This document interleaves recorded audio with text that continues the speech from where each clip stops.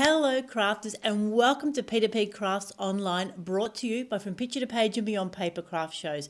Now I'm Michelle Brown, Creative Director from Picture to Page, which of course is our scrapbooking, mixed media art, paper crafting, art journaling, card making community.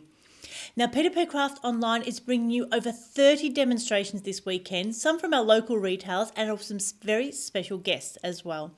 So for all the details, you know what to do. Head over to our website from picturetopageandbeyond.com.au, where you can see the full 3-day program, get all the links to our retailers and guest artists, catch up on all the specials, and generally make sure you're up to date with everything that's going on. Now, while you're over on your website, make sure you are on our email list and we will send you all the updates. There are some things that we do just send out an email, just like our summary sheet as the show as we head it in. And often we send out the retailer list first. So make sure that you're on it and we can give you all the updates and let you know when the replays are ready. Now, of course, we really want to thank our lovely sponsors, Uniquely Creative, who is so passionate about making their creative card kits, and Darkroom Doors. Now, speaking of Darkroom Doors, so today we've got a bit of a special review. So I interviewed Rachel and we had her on a P2PCrafts Presents right back in May for season 1. And I really loved this video with Rachel because firstly, Rachel herself can tell us a bit about Darkroom Doors. And then not only did Rachel use their fantastic Darkroom Door stencils and stamps, but she also highlighted the Distressed Oxides and the Distressed inks. She had a fantastic technique that really did show how to really highlight them and use them to their best abilities. But she also did a comparison side by side on the same paper. Because I think sometimes when new products come out and they're a little bit different or unusual, which I think the Distressed inks and the Distressed Oxides are, it can really help to go back and have a play with them and see someone like Rachel really bring them to life. So without further ado, I'm going to jump into our replay from P2PCrafts Presents Darkroom Doors back in May. So I will have a chat with Rachel and then we'll jump in to the demonstration. From Darkroom Door. Hello, Rachel. Hi. It is so good to have you here. How are you going today? I'm going pretty good. It's Saturday, so it's always nice on a weekend. So it's good to do some craft with everybody. Excellent. And have you been keeping busy in these unusual times? I have. I've been on on home. I was in hospital early in March, so I had to stay home for a bit anyway. So it was kind of sort of strange anyway. But so I've been doing a little bit of craft and working a lot on the Darkroom Door website as well. So definitely keeping busy, that's for sure. Yes, it's certainly been a good time to do all those behind the scene things as well. Yeah, absolutely. Absolutely. Yeah. Excellent. So I'd love to know a little bit more about how does someone take their love of stamping and turn it into a whole business of designing your own stamps? Oh, it's interesting, isn't it? But started out with photography, and I was mucking around in the darkroom and created some photographs that I thought would work really well as stamps. And because I was already doing printmaking, so like with lino cuts and all that, and was rubber stamping a little bit, and but then thought that some of these photos would work really good as stamps. So I tried that out and it did. And then I started designing more and more and more. And then I thought, we need to start our own business, I guess. So, and it was just the right time for us, like where we were in life as well. So, because I'd just finished, had been working corporate jobs and stuff with photography and doing photo shoots and things. And I just needed to stay home and build something up from scratch, and so that's how we started it. Oh, excellent. And sort of, is there a lot of technology behind making stamps? I think it all seems so magical to us. It kind of is and it kind of isn't. It's sort of like from now, like we can use computers and all that sort of technology like Photoshop and InDesign and Illustrator and all those programs to actually make the stamp designs, but most of my designs come from the photographs.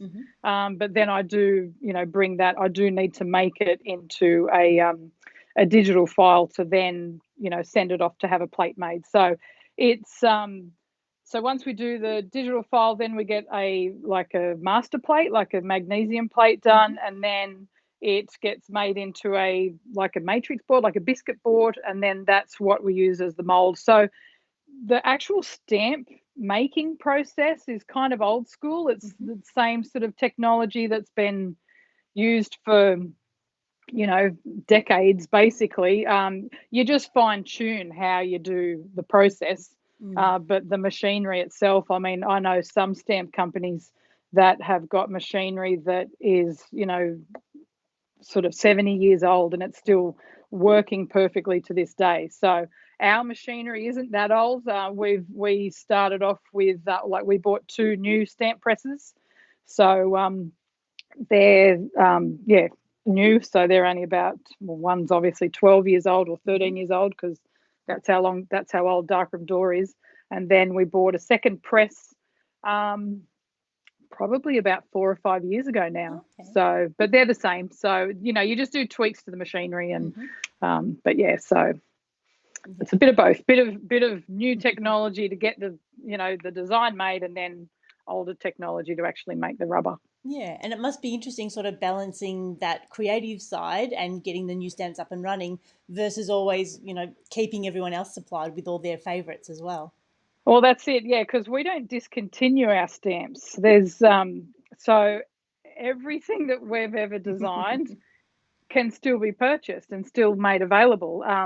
And I mean, that's one of the benefits of us manufacturing. We manufacture here in Australia at our warehouse, just here on the Central Coast, New South Wales. And yeah, there's no reason for us to discontinue because we've still got the plates.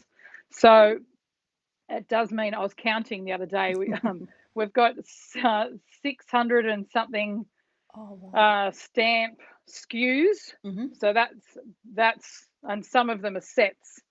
So there's like 200 sets which have multiple stamps in the one you know, case, and then there's all the singles. But yeah, so all up there's close to, you know, 650 or almost 700 designs. So there's quite a lot. So yeah, we keep them all going. Yeah, and fantastic. It's just so, it must be so good to sort of see how they've progressed over those years as well.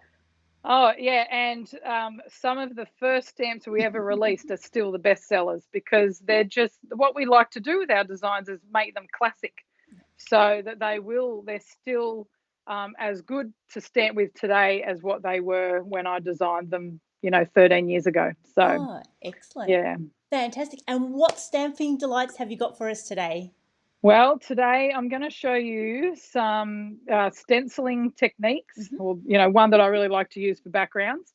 And then I'll just show you some of the stamps on top of that, and some of our new stamps and some of our older stamps as well. So that's what I like doing, just mixing it all together. Yeah, excellent. Okay, well, while you get ready, I'll see who we've got here. So I can see Wendy, we've got Margaret, and hello to Kylie. Yeah, it's really good to have it. And we love this format because it gives us a chance to chat to the artists. We can also see some of their creations, and we can ask any questions, because sometimes it's those small details that really help us understand the process and then take it and get it to ourselves as well. So I can see Rachel is nearly ready. So I'll hand over to you. There you go, Rachel. Fabulous. I hope everybody can see that well enough on my table. Yes, we can. I was just trying to zoom in a little bit, but Skype doesn't seem to want me to do that. So I'll just leave that as is. Let's not push the technology too far. I know. I think we'll just leave it as is. It means that you can see everything that I'm doing anyway. So, okay, so let's give you some stuff to look at. So these are 2 cards that I just want to show you. I'll just bring on a bit of light here so you can see a bit. Okay, so this is a technique that I like to use with some stencils. So this is one of our stencils, and then using some of our foliage and flower stamps and some of our sentiment stamps. So these are just 2 cards using the same technique, but just using different stencils and different stamps. So I'm just going to show you how to do that. And another thing, I'm just going to be doing it on a card size, but then I will show you how it can be applied to an art journal page as well, because you can do all of these techniques whether it is on a card, or you can also do it in an art journal. So it just depends on what size art journal you have as to what stencil size you'll use. So I've got, yeah, so it's, and because we have our stencils, some of our stencils are available in small and large. So you'll see here we've got, this is the diamond stencil. So it comes in a large size. It also comes in a small size. So if you're a card maker, you might just want to use the small size. If you're an art journaler, you might want to use the large size. But then you can also mix and match and, use both as well. I find the small ones really good for with art journaling, if you just want to add a small bit of like texture paste through it and stuff, and you don't want the design so large, because when we do the large stencils, we have it as a larger version. Not only does that completely cover like a full art journal. Let me grab an art journal here to show you. Like here's an art journal page, and these large stencils, they'll cover a complete page in one go. So that means you can spray all over it and you don't need to worry about, getting the edge of the stencil on your actual page. So, I like to have both sizes. So we're just going to use the small diamonds. But again, this technique works with any patterned stencil. And we're going to use some Distressed Oxide sprays. So you can use any sprays for this. I'm just using Distressed Oxide.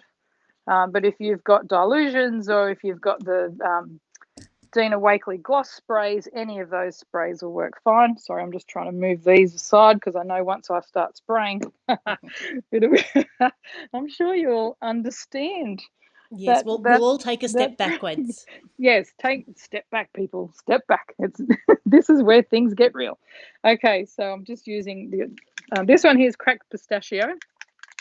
Now the colours. It doesn't really matter what colours you use. I'm going to go because this is a two-step process. I'm going to use the cool colours first, and then I'm going to finish off with a warmer colour. But you could just use green first and then use blue for the next step. It's just completely up to you. Okay, so first off, I just want a nice sort of, bluey, greeny wash, like a blend. So that's why I'm using two colours on the one stencil. I mean, there's 60-something distress colours, so the hardest part of this technique is choosing what colours you want to use. And all colours will go together. That's one thing I found about distress. I sat there one time, in my spare time, and I just sat there and just created a whole bunch of different blends with all the distress colours. And there really is, you can't get a bad blend is basically what I'm trying to say. Okay, so you'll see there that I sprayed on some Distressed Oxide spray, and then I just spritzed on a little bit of water because I want this to be really quite wet. Now I'm just going to move this to the side here so you can see what I'm doing. And you want to lift up your stencil and then flip it over and press it onto your cardstock. I'm just going to get a little cloth here, and I'm just going to press it on.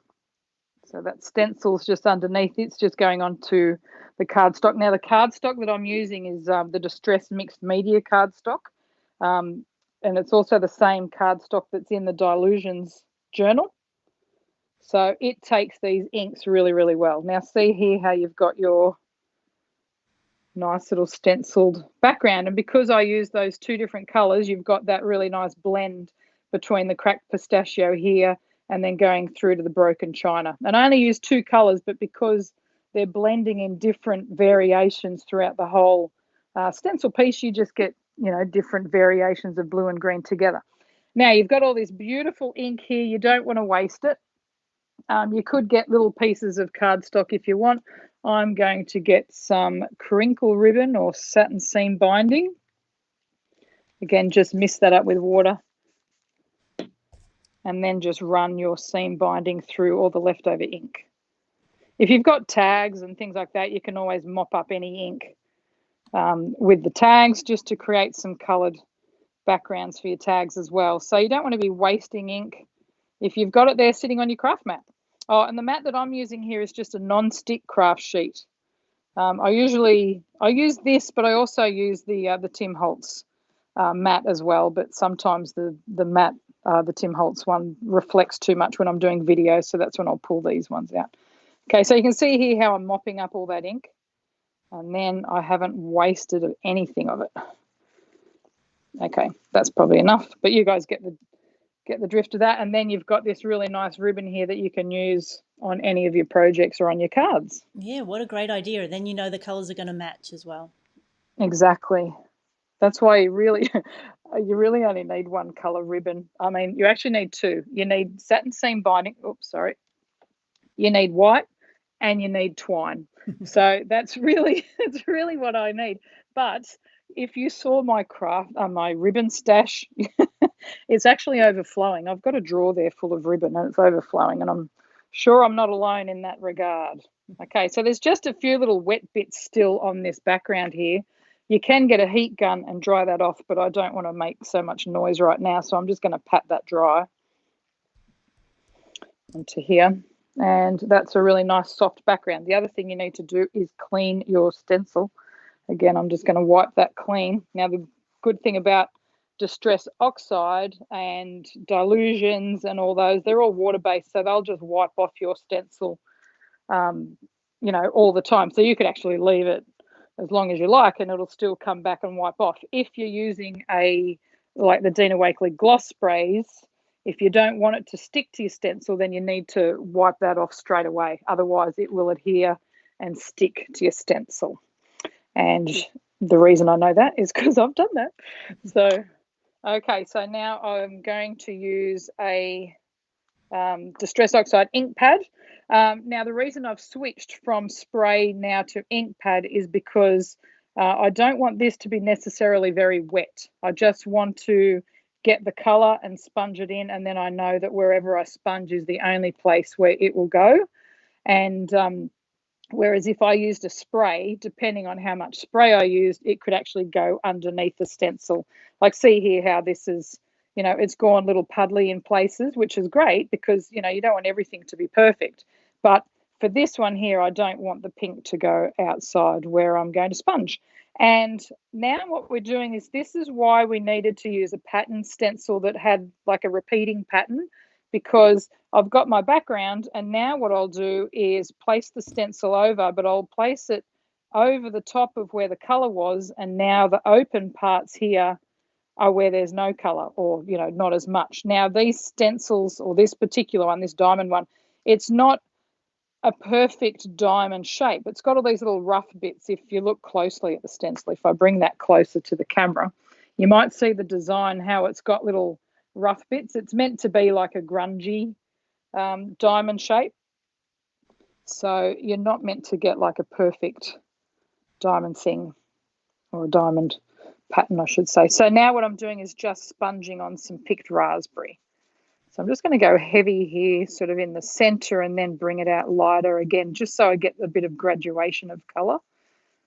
And it's not all very dark pink. You just want a few little lighter areas and a bit of darker areas. And the good thing about stencils is they're very slippery. So these little ink blending tools will just glide over those stencils really easily.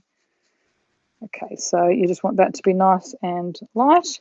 And then now you've got your crazy two-toned double stencil background, and all those little areas that are open, that's those, like those grungy areas of that stencil, and it just gives it a bit of white space as well, so it's not just, you know, green, blue and pink. You've actually got a little bit of that background showing through. So yeah, that's what I like Rachel. about that. Now, Margaret just said that she thought you'd put the stencil straight onto the cardstock, but I guess what you're showing us is a way to use both that positive and negative space in a stencil. So you can do it both ways.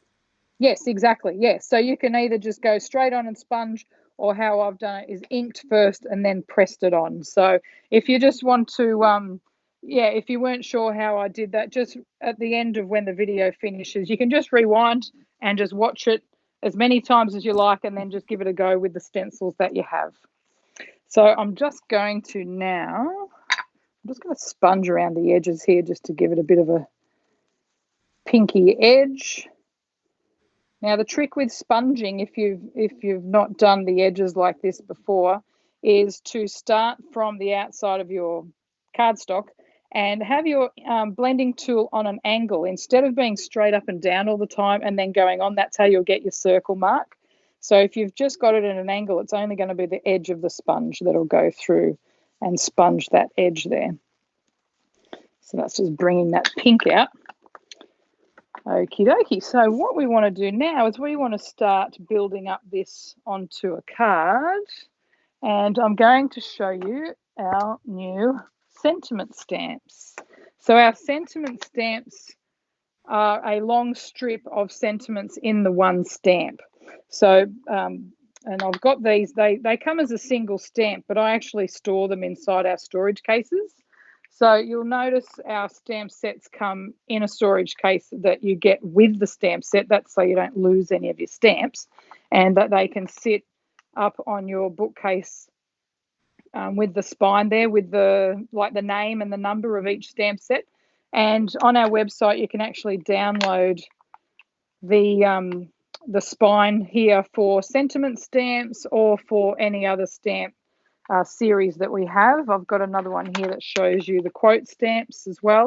So then you can just write in here what the title is of the stamp set, and then you can just put them on your bookcase and you know where they are.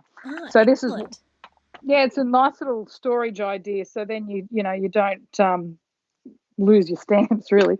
So I've got my sentiment stamps. You can fit 3 sentiment stamps in one case. So we'll get out this little celebrate one. So the 3 here that are inside this case, these are some new ones. That's the make art one, celebrate, and then dream big. The dream big one has been very, very popular. I'll just grab a little block here. And there we go. And now we've got blocks, stamping blocks that fit all of our stamp sizes as well. And I'm just going to use an archival jet black ink. I just want this to contrast against the background. And again, I'm just going on to mixed media cardstock. You don't need to, because the archival ink pad, that'll go onto basically any cardstock. But because I've got those little background little bits here showing through, I might as well match it with the same cardstock. So with these sentiment stamps, just some ideas with this. I'm actually stamping out the entire strip. But if you only wanted, one sentiment, you can just get some Post-it notes and just mask it off and then stamp that one sentiment. So there's lots of different ways you can use them. You can actually cut them up if you want to as well, into separate sentiments. But because you can mask it off, then I probably wouldn't recommend it. I'd probably just leave it as one long strip, and then you can just use what you need. The other option is to also stamp this out and then just trim out what you need as well. So I'll just see if I'm pressing that correctly. There we go. And then you've got your little sentiment strip. So if you did only want 1 or 2 of those, you could actually stamp that out and then just trim out what you need. So then you just get 1 or 2 sentiments for those. So let me see here. I'll just grab some adhesive, and I'll just quickly stick this down on a card.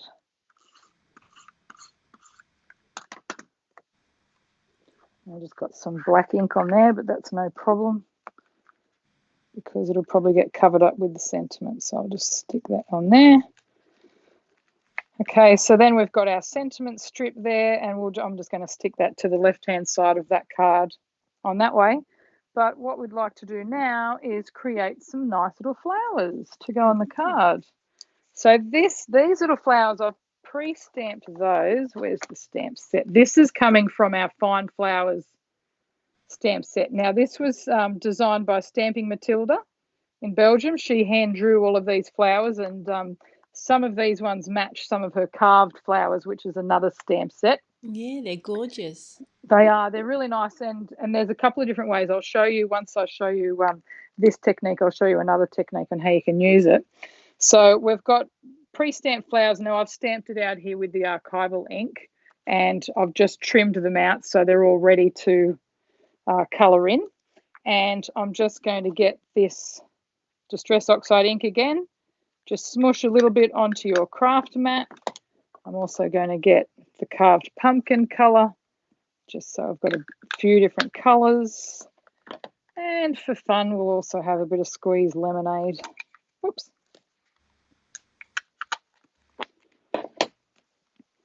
And then I'm using a water brush. I'm just seeing if there's water coming out. Yeah, there's already water coming out. If your water brush, sometimes if they're not working so well, you can just get a water mister and just mist up your oxide inks.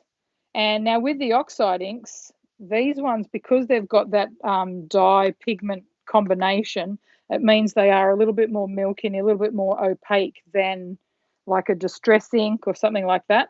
So they will colour in quite solid, I guess, unless you actually add a lot of water. That's why I'm sort of running this brush through this water just to make, or through the ink, so I get lots of water in that ink. And then you can simply colour in your flower. Now, I'm not going to be very neat because I think watercolour should be a little bit messy. I'm just going to blend in some of that carved pumpkin as well. So with watercolour, you want it to just be a splash of colour, really, instead of being perfectly, coloured in. That's the beauty of watercolour. You can make it look really arty when you're really messy. That's why I like the technique. Okay, so you can see how easy that was and how little ink I had. So if you wanted to use up all that ink, you'd need to stamp out a lot of flowers. But that's not a bad way to spend an afternoon. Certainly isn't. Especially if you didn't know what you wanted to do.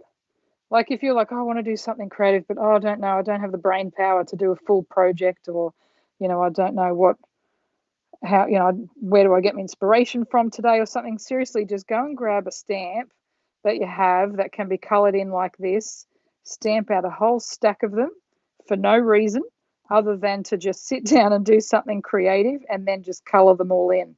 And then, trim them out while you're watching a TV show or something, and then when you're ready to make some cards or do an art journal page, you will have a whole stack of flowers or whatever it is that you're stamping and colouring ready to go.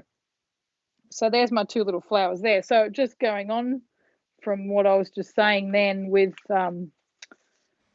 pre-stamping some stuff, I've got a little container here. If you can see this is my pre-stamped stuff. So, I come home from demos and shows and classes and stuff with a whole stack of pre-stamped stuff. I can see there's a whole stack of compasses here.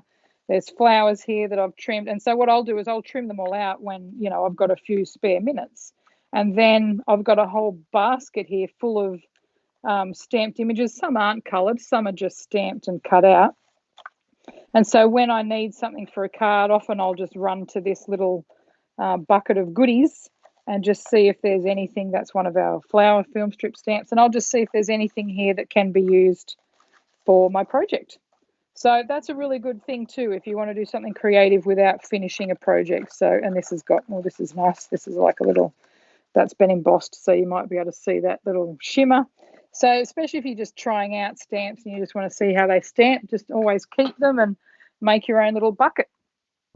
Okay, there's my little flowers. So I've got more ink here that I need. So again, I'm just going to grab this little crinkle ribbon. I had some leftovers of that. I might as well just, actually I need some more water on that. That's not going to pick up enough. But again, you can just get your paper towel and wipe it away, but why waste ink? Don't waste the ink, because you never know when you'll need a nice little rainbow ribbon. And you can see it mops it up pretty quickly and easily as well. And you get some really cool effects on your ribbon piece. Okay, that's pretty much it. I'll just set that aside to dry, and then that'll be ready for another card. Now I just need my towel here. I'll just wipe off any excess here. And my little flowers, again, they're a little bit damp still. You can get a heat tool, but you can also just pat them dry. But notice when you pat them dry, it'll take away some of that wet ink. So now it's a lighter version. So just when you do them at home, you can either let them air dry or heat dry, or just pat them dry if you're in a rush. So there's our little flowers. And we can just stick those onto our card. This is all turning out very nice and pretty, isn't it? It all depends on the colours you use. So you can stick that down there, and then you can just stick this. I would use like adhesive foam to put that onto the card there, and then you've got your finished card. But I'll do that later, so you guys don't have to sit there and watch that. But now you can see how you've got a really nice card. And these ones here, you can raise them above the sentiment stamp as well. They don't have to sit underneath. You can sit them on top and underneath as well. You could use butterflies. You could use, you know, anything basically. There's some other flowers here that would work really well. This is one of our new stamps. This is our new Warm Wishes flower stamp. So if you just use that long stem and stamped it up the side or underneath, actually I was playing around with one earlier. This is one, I haven't finished this card here, but I'll show it to you. So that is actually the same technique, different colors, but using the large diamond stencil. So you get a larger design in the background rather than that small, delicate diamond. So you can see the two different ways you can do it just depending on which stencil that you use. And this one here, I only used a little bit of the sentiment stamp, not the whole bit. And also it just went straight onto the background rather than using a different piece. And I don't know if you can see there in the light, I've got a bit of shimmer there on the flowers. That's using some stickles. So this one's the eucalyptus one. And I'll just put some here. I've got some here. This is frosted lace. So if you want to add some of that to your flowers, and you just need to basically trace out a little bit of this one here. I'll just trace out a little bit from the center stem and just let that dry. And then that'll just give you a little bit of shimmer or glimmer or glitter on your flowers. So there's lots of different ways that you can just, you know, enhance things. Yeah. So Rachel, we've got a question from Kathy. She was just wondering why you've used the Distressed Oxides inks rather than the Distressed inks. No reason other than that's what I felt like using. You could do the exact same thing with Distress inks. If you wanted me to do that, I'm happy to do that. I can show you, I don't know if we've got time. Do we have time for me to do that? We've got as much time as you've got, Rachel. Much time as we have. Okay, let me grab out. Okay, so here's my little Distress inks in the little tins. I'll do that so you don't have a glare on there, but I have them in little tins. So let's get out the same colors. Now I used picked raspberry. That's in this one. Picked raspberry. So what these ones will just be a bit sort of like darker in color, like bolder in color, more so than the oxide ink. But it just, you can use any water-based ink. Sorry, that's the, I'm looking for the blues and the greens. Okay, I need cracked pistachio. And the other one was broken china. I can use any colors, but I might as well use the same ones, and because then we're comparing the same inks with the same inks. Mm-hmm. I'll set that one aside to dry because it's got the little stickles on there. Okay, so I'm not using the spray. This is just going to be the Distress ink going straight onto the stencil. So you just need to press down onto your stencil. Make sure you've got lots of ink. And if you're doing it this way where you're pressing onto your stencil, you want to make sure that you're using the lightest colour first. These two are fairly similar, but I kind of think that cracked pistachio is probably a little bit lighter than the broken china. And the reason you want to start with the lightest one first is when I now go on with broken china, and I'm not going to go like straight flat on, I'm sort of going to tap it, if that makes sense. Can you see there where I'm not putting the whole ink pad down? And I'm not covering the whole thing. I still want some of that cracked to show through. So a little bit of broken china. And you'll notice that that's not as wet as the spray because I use the spray in the beginning. So this is just ink pad straight onto this background. I'll just get another sheet of cardstock to use. So that means we'll need to add a little bit more water to our stencil. So I'll just spritz this. And because Distress ink is a translucent ink where Distressed Oxide ink is a little bit more opaque because it has that pigment in it, it will look a little bit different. Okay, and lift that up. Yeah, so you can see there how this one's a little bit lighter. It's kind of similar, but it's just a little bit lighter because of that lack of pigment. But And if you use darker colours, again, I could do the same thing, but using like a really dark colour.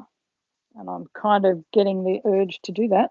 So Oh no, then you you could, started. No, we can't stop I her. know, but look how nice that is. Like Yeah. as light as it is, I don't know, can you see that? I'm Yes, too no, much we on can. screen, but Yep.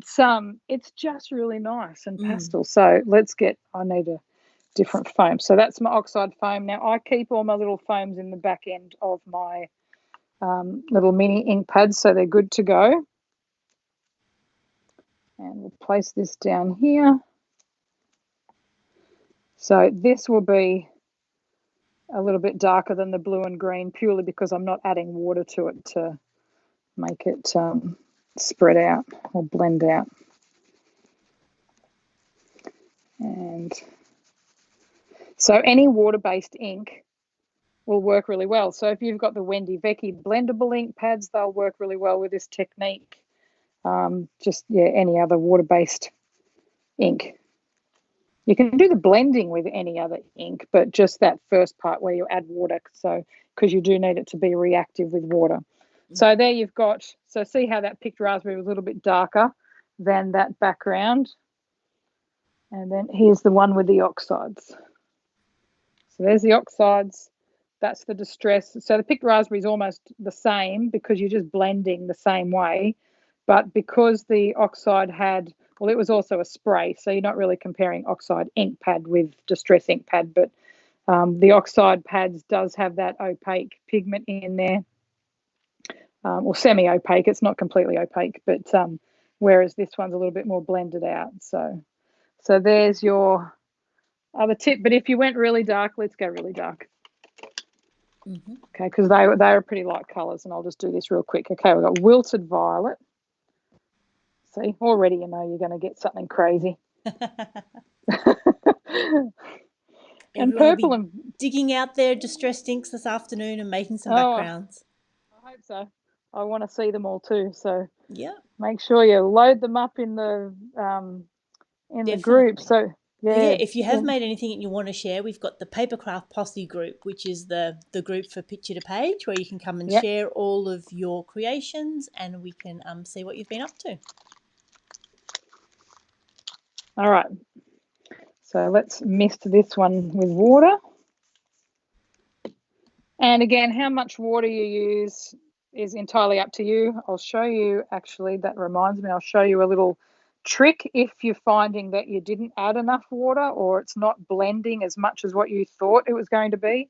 Then I'll show you how you can fix it without, throwing away your little background, because there's no point throwing away stuff. You might as well see how you can go. Oh, look at that. See, I could sit here and play all afternoon doing this. So what I'd like to show you. I know. So see this little area here where not much ink went on. I mean, I wouldn't worry about that because to me that's just a part of the background. It makes it, nice and interesting. But you can get your water brush because distress ink's always reactive with water. Well, I've got still a little bit of pink on there, but that's okay. And then you can just bring out that colour and blend that out if you wanted to make that background a little bit more, I don't know, blended, I guess. But because most of my background's blended, I always like having a little bit that's not so perfect, because it just shows you that it's a handmade background. That's really nice. Those colours, Wilted Violet and Blueprint Sketch, they blend together really nicely. So that was just a darker version rather than using Cracked Pistachio and Broken China. So again, like I said, you could sit here all afternoon and just make backgrounds, and then keep those backgrounds already done for when you want to make a card or a journal page or something like that. Okie doke. So now I just want to show you how I've used it in a journal page, and then I think we're going to wrap up and let you guys go off and create some fun stuff. So yep, and we've got a couple of questions, so we'll get to those in a minute. We'll just see your journals first. Okay, yep, sure. See, look how nice that is. Yum. Okay. Okay, so this is not a finished journal page, but whoops. So when things go everywhere. So you can see here how I use that same technique. This was using the large diamond stencil and using some really light sort of muted colors. So this was ice spruce and bundled sage for the background there. And then sponged through it is actually tattered rose. So that's a really soft, sort of like pinky, yellowy sort of a color. And this is one of our new quote stamps as well. So you can just build up your journal pages or the backgrounds like that. Now, this journal page here is done in a similar way, but using a stencil with a two-tone background technique, but that's with gel printing. So printing the stencil, because you know how you can put the stencil on and then wipe away some of the paint. And I mean, there's lots of ways to show you that. But so printed first with the orange and then over printed then with the green. So, and there is a video actually on my YouTube channel, or the Darkroom Door YouTube channel, that actually shows how to do that. So you can check out how to do that technique. So that's just another few ideas there using the different ways to do the stenciling. And before we do go, there was one thing I was going to show you with those little fine flowers, because first off, I had them stamped out in the black and I coloured them in. Mm-hmm. But what you can also do is ink them up with Distressed Oxide or Distress ink and actually stamp them out already in a watercolory way. So there's lots of different ways you can use those flowers. Lovely.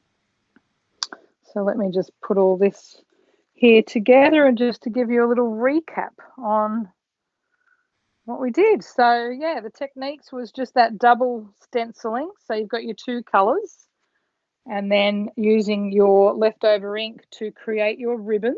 Don't forget to do that. You don't want to waste your ink. And then using the inks as well to colour in any sort of open stamping. And then that one there is using it with the stickles. So there we go. Hopefully that has given you some ideas on how to use it all into your projects. Excellent. Okay, well, we'll give Rachel a moment to turn her camera around. And what a great way to look at using both those positive and negative parts of your stencil. Sometimes it's a little bit hard to see. We are expecting to see the reverse that we actually get, so it's a good chance to have a play with them and see how they both work. So, excellent. Thanks, Rachel. Okay, now we had a couple of questions. Both Wendy and Skiva were asking about the seam binding. What is it and where did you get it? Oh, okay. Seam binding. That one. This one is actually a Tim Holtz satin. I think he calls it crinkle ribbon, but the official term really is satin seam binding. So you should be able to pick it up from a fabric store or check out craft retailers. I think craftqueen.com.au sell this as well. So, and you can get it in different colors already pre-done, but I like to get the white and then you can color it up in any color that you want. Yeah, excellent. Now we just had a few questions about which was light and dark, so perhaps go back and watch the replay and then you'll understand that Rachel actually used two different types of ink. So that's why they looked a little bit different. And then the sprays were similar ink but in a different medium again. So for those of you that are new to that range, it might be worth just to go back and look and understand the difference between the oxides in the sprays, in the pads, and then the distressed inks as well. Exactly. And you'll get completely different effects with every background that you do, even if you're using the same ink all the time. So it just depends on how much ink you've put onto your stencil or onto your blending foam and how heavy you are in blending. But that's the fun of it. It just means that every background will be unique. Yeah. And do you find that the cardstock makes much of a difference? For that technique, it kind of does, yes. So that's why I like using the Distress mixed media, because it takes those inks really well and keeps them really vibrant.